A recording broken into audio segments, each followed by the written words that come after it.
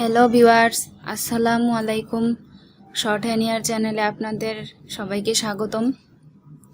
আপনারা সবাই অনেকে কমেন্টে অনেক প্রশ্ন করেন যে স্বাটলিপি পরীক্ষায় কিভাবে দেওয়া হয় সেই সম্পর্কে আপনি আমাদের ডিকটেশন দিবেন, সেইভাবে কিভাবে পরীক্ষায় ডিকটেশন দেওয়া হয়।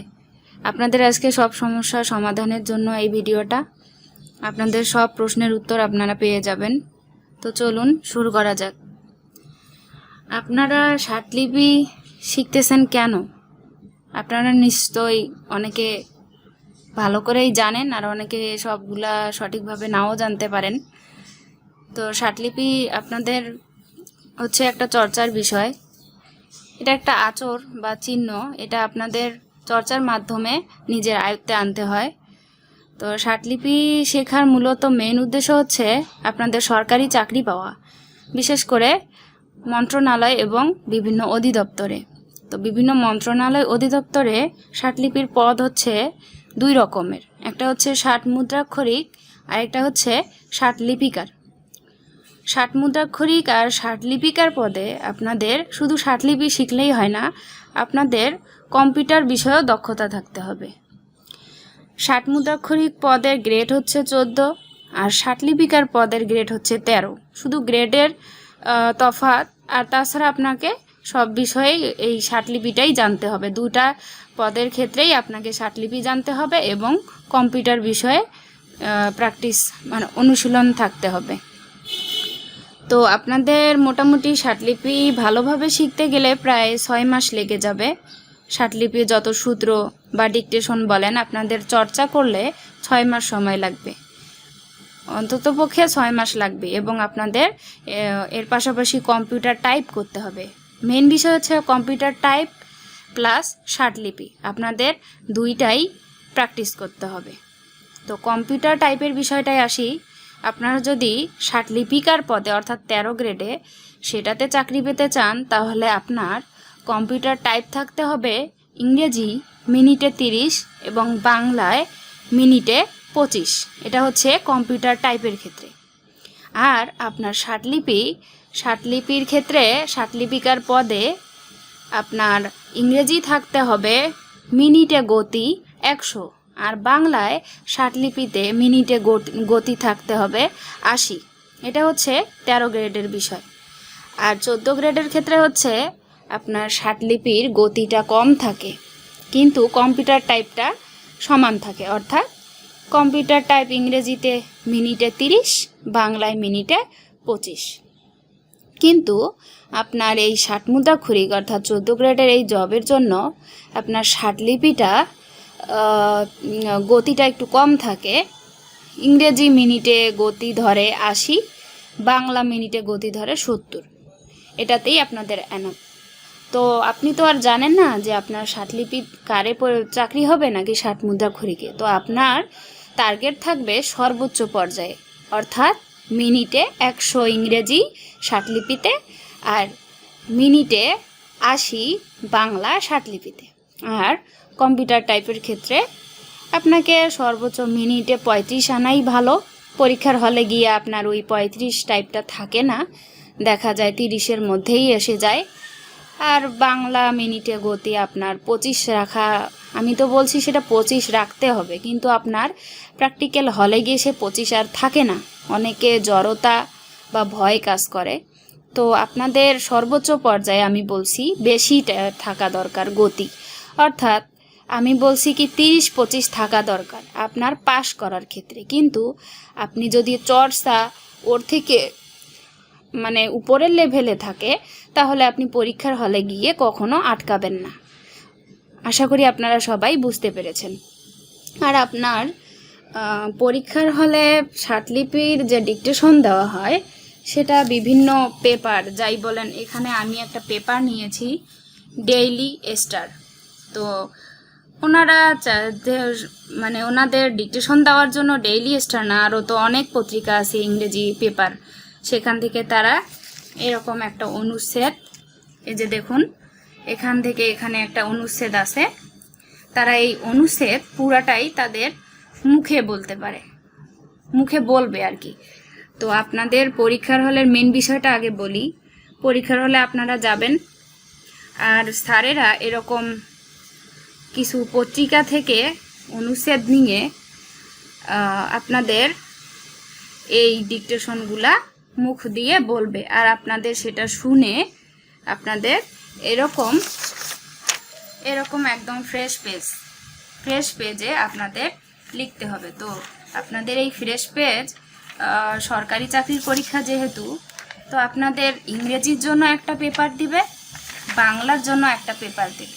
তো ইংরেজির জন্য যখন একটা পেপার দেবে, আপনাকে সেই পেপারটা 2 ভাঁজ করে নিতে হবে, মাঝখান দিয়ে ভাঁজ করে নিলে হবে কি, আপনার এক সাইডে ইংরেজি ডিকটেশন স্বাটলিপি লিখতেছেন, এদিকে লেখা শেষ হলে আপনি আরেক সাইডে সেই ইংরেজির স্বাটলিপি লেখা দেখে ইংরেজি ভেঙে নিতে পারবেন।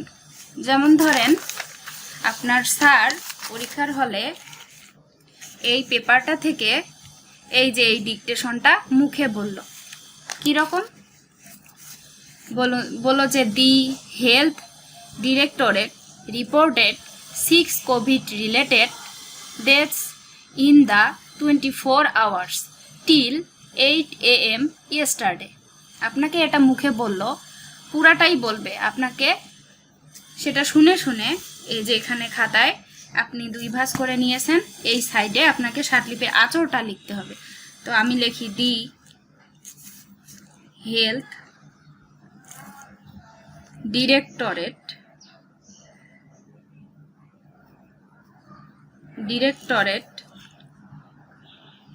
reported 6 COVID related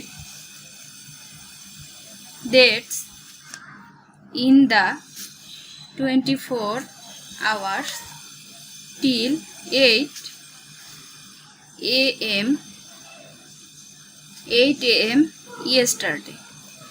এভাবে আপনাদের স্যার যত দূর বলবে, যদি 200টা ওয়ার্ড বলে, 200টা ওয়ার্ড আপনাকে পরপর লিখে, আবার যখন দেখবেন আপনার এই পেজে হচ্ছে না, আপনি এই পরের পেজে আসবেন, পরের পেজে এসে এই যে আবার এই পেজে পরের পেজ এদিক থেকে শুরু করবেন।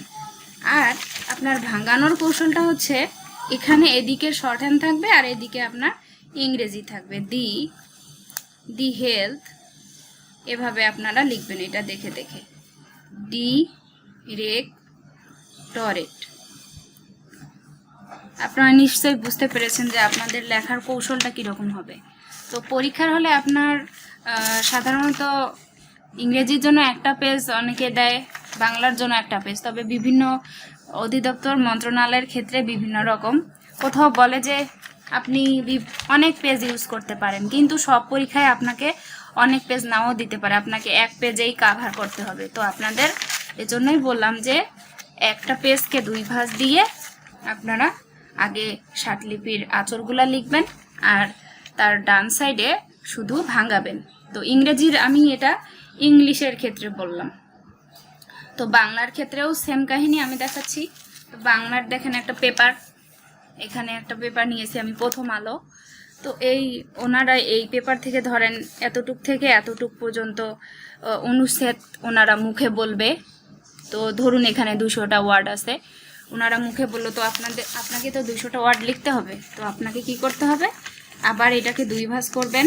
বাংলার ক্ষেত্রে বলতেছি আমি, 2 ভাঁজ করে এখানে আঁচড় লেখা শুরু করবেন, তারপর ডান দিকে আপনি বাংলায় ভাঙাবেন। তো আপনার যখন আঁচড় লেখা ইংরেজি লেখা শেষ হবে, তখন আপনাকে 5 মিনিট হোক, 4 মিনিট হোক, 6 মিনিট হোক, আপনাকে টাইম দেবে যে এই টাইমের মধ্যে আপনাকে ইংরেজি লেখা শেষ করতে হবে। এরপর আপনাকে আবার একটা পেজ দেবে, তখন সেই পেজে আবার বাংলা ডিকটেশন দেবে।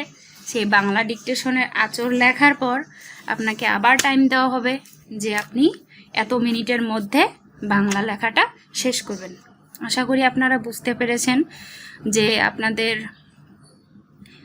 পরীক্ষার হলে কিভাবে খাতা লেখার কৌশলটা আর কি, পরীক্ষার হলে কিভাবে লিখবেন। এদিকে থাকবে আঁচড় আর এদিকে থাকবে আপনার লেখা, ভাঙানো লেখা, ঠিক আছে। তো আপনারা পেপার থেকে ডিকটেশন দিতে বলেন, তো আমি যখন আপনাদের ডিকটেশনগুলো দেই ওগুলো তো পেপার থেকেই দেওয়া হয়, তো আপনারা মনে হয় বুঝতে পারেননি। আসলে আমি তো এখানে চাকরির পরীক্ষার দেখাচ্ছি না, তো আমি দেখাচ্ছি কিভাবে আপনি স্বাটলিপিটা ধরতে পারবেন, অর্থাৎ পরীক্ষার হলে কিভাবে স্বাটলিপিটা ধরতে পারবেন।